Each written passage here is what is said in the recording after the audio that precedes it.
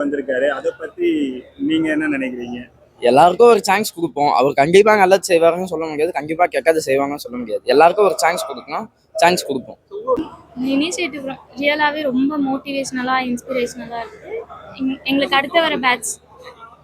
அடுத்து வர பேட்ச்லாம் வந்துட்டு விஜய் சார் ஃபேன்ஸ் நிறைய பேர் இருப்பாங்க. அவங்க இதுக்குன்னே படிப்பாங்க கண்டிப்பாக. கண்டிப்பாக பண்ணுவாங்க. இப்போ இதெல்லாம் பண்ணா நல்லா இருக்கும் அப்படின்ட்டு உங்களுக்கு ஒரு தாட் இருக்கும்ல, அவரு சிஎம் ஆயிட்டாருன்னா அது என்னெல்லாம் பண்ணணும் அப்படின்னு ஒரு முதல்ல இந்த இப்ப இருக்க பிரச்சனைங்க, இந்த கஞ்சா கலாச்சாரத்தை ஒழிச்சு கட்டணும். ஓகே. அப்புறம் நீட்டு இத மாதிரி குழந்தைங்களுக்கு ஸ்ட்ரெஸ்ஃபுல்லான எண்ணெல்லாம் இருக்கோ அதை பார்த்து பார்த்து களை அறுத்தா சரியாயிடும். ஏன்னா இப்போ உங்களுக்கு பார்த்தீங்கன்னா கிராமத்தில் இருக்கவங்க உழைக்கிறனால தான் நம்ம வந்து இங்கே நிம்மதியாக உட்காந்து சாப்பிடுவோம். ஸோ அதாவது அண்டர் சர்வ்டு ஏரியாஸை டார்கெட் பண்ணாருனாலே நம்ம நாடு வளமுள்ள தான் மாறும். கையில் விருது வாங்கியிருக்கீங்க, அந்த மூமெண்ட் எப்படி இருந்தது?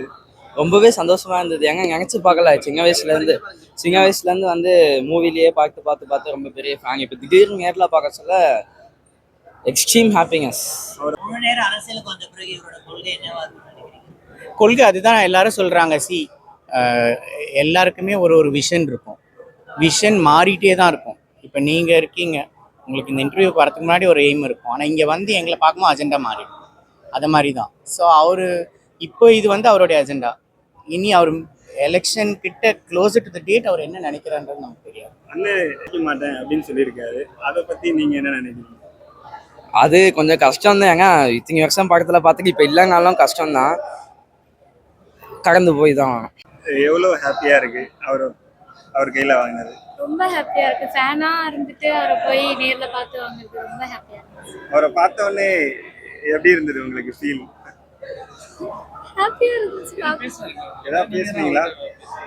கேட்டாரு, மார்க் எவ்வளோன்னு கேட்டாரு, அடுத்து என்ன படிக்க போறீங்க அப்படின்னு கேட்டாரு. சொன்னப்போ ஆல் தி பெஸ்ட், நல்லா படிங்க அப்படின்னு விஷ் பண்ணியாச்சு.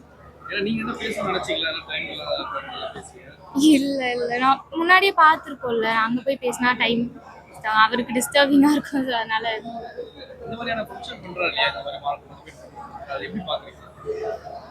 விஜய் சாரோட ஃபேன் தான். நேர்ல பார்க்கும்போது அதான் இன்னும் எக்ஸ்ட்ராவா ஹாப்பியா இருந்துச்சு. என்ன சொன்னாரு ஸ்டூடெண்ட்ஸ் எல்லாருக்குமே அண்ணன் பேசும்போது? இல்ல ஏதாவது பேசினாரா? உள்ள பேசினாரு, நீட் பத்தி அது இதுன்னு பேசினாரு. ஓகே. இவங்க என் பையனும் சரி இவளும் சரி ரொம்ப ஃபேன் அவங்களுக்கு. நான் பார்ப்பேன் மூவிலாம், அவங்க கூட போய் பார்க்கறது தான். First time I am meeting him. அவரே தான் பேசினார். ஃபஸ்ட்டு கேட்டார் இவட்ட, அதுக்கப்புறம் எனக்கு விஷ் பண்ணார். அப்புறம் அவ்வளோதான். Is very simple and humble. அந்த வேர்ட் தான் கரெக்டாக இருக்கும். இல்லை நான் பிஆரில் இருக்கிறனால எனக்கு அந்த கஷ்டம் தெரியும். நம்ம ஒரு 2 நிமிஷம் டிலே பண்ணால் அடுத்த ஸ்லாட் எவ்வளோ ப்ராப்ளம் வரும். அதனால நான் இவட்ட சொன்னேன், அங்கே மைக்லேயும் நம்ம எதுவும் பேசக்கூடாது, நம்ம குயிக்காக கிளம்பணும்னு. பட் அவரே கேட்கும்போது நம்ம நின்று பதில் சொல்லி ஆகணும். சரி, அவர்கிட்ட ஏதாவது பேசணும், ஏதாவது சொல்லணும்னு நினச்சிருந்தீங்கன்னா வேணா சொல்லுங்க.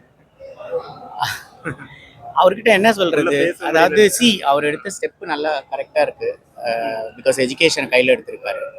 இனி நான் அதான் சொன்னேன். இப்போ ஒன் ஆஃப் மை ஃப்ரெண்டு கேட்டாங்க, அடுத்து ரூரல் ஏரியா கொஞ்சம் பார்த்துட்டு இவங்க 2 பேருமே சேர்ந்தாலே ஆட்டோமேட்டிக்காக அவருக்கு வரும். சிஎம் ஆயிட்டாருன்னா என்னெல்லாம் பண்ணணும்னு எதிர்பார்க்குறீங்க? ஆயிட்டாங்கன்னா நினைக்கிறத விட ஆகணும். ஆயிட்டாருன்னா கண்டிப்பாக அதான் சொல்கிறேன்ல, எஜுகேஷன் லெவலில் கண்டிப்பாக சப்போர்ட் பண்ணுவார். மீதி இருக்கிறது நம்ம பொறுத்து இருந்து தான் பார்க்கணும். எல்லாருமே மனுஷங்க தானே, கண்டிப்பாக உதவணும்.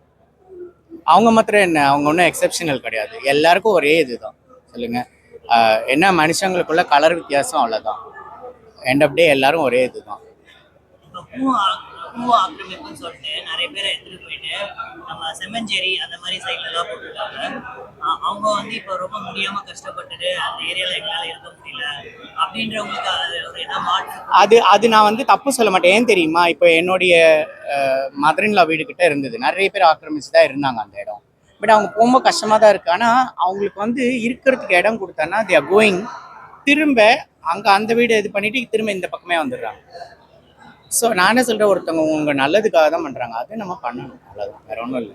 கொஞ்சம் சேஞ்சஸ் இருக்கும். இப்போ நம்மளே ஒரு வீடு விட்டு இன்னொரு வீடு மாறும்போது கஷ்டம்தான். அதை அடாப்ட் பண்ணி போகணும். ஆனால் ஒன்று வேலைக்கு வரதெல்லாம் சிரமம் இருக்கும். அதை பார்த்து அவங்களுக்கு சென்ட்ரலி லொக்கேட்டட் ஏரியா கொடுத்தா நல்லா இருக்கும். Thank you thank you. இல்ல, நிறைய பேர் என்ன சொல்றாங்க, மக்கள் அவன் படத்திலேயே பாத்தீங்கன்னாக்கா போதை பொருள் அதிகமாக படம் எடுத்துட்டு இருக்காரு. இப்ப சினிமா இப்ப அரசியல் வந்து அது என்னதான் அவர் மாத்த போறாரு? படத்துல போதை யூஸ் பண்றாங்க, கதை வாங்க அவர் எழுதலையா, டேரக்டர் கொடுக்குறாங்க. டேரக்டர் கதையை சொல்றாரு, இவர் நடிக்கிறாரு, அதுதான் கதை. ஏன்னா பின்பற்றுறாரு இல்லையா? பின்பற்றாருன்னு சொல்ல முடியாது, அது ஜஸ்ட் மூவியா பார்த்துட்டு வந்துடணும், அவ்வளவுதான். பாக்குறதுக்கு முன்னாடி எவ்வளவு எக்ஸைட்டடா இருந்தது உங்களுக்கு? எப்படா வருவார் அந்த அளவுக்கு எக்ஸைட்மெண்டா இருந்துச்சு.